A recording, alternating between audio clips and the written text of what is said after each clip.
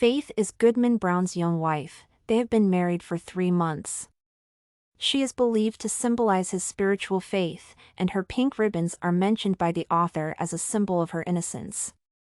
At the end of the story, when Goodman comes back to the village, he sees that his wife's ribbons are intact, which makes the reader wondering whether it was all a dream and Faith is still pure. It is hard to say whether Goodman Brown knew that he was meeting the devil. On the one hand, he says that if his wife knew what he was going to do, she would kill him, so, to some extent, he is aware of his actions. But up until the end, he does not realize the full extent of the danger and thinks that he can handle it. Young Goodman Brown is an allegory of the fall of man, with Goodman Brown being tempted by the devil and succumbing to him because of his curiosity and the weakness of his faith.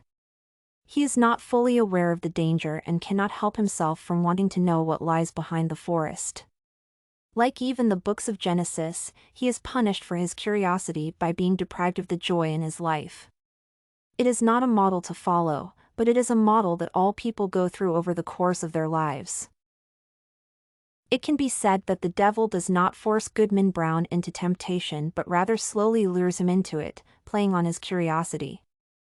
Throughout their encounter, Goodman battles his yearning for evil but slowly succumbs to it as he is engaged to take a walk through the woods to take part in some unspecified evil. The goal of the devil's temptation is to draw Goodman Brown away from his faith, and he succeeds in it by taking away his belief in the inherent goodness and righteousness of people.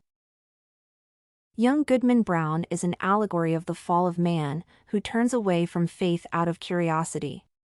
The story suggests that evil is in the very nature of man, and, just as Eve was tempted to eat the forbidden fruit, no one since that time is able to resist its lure.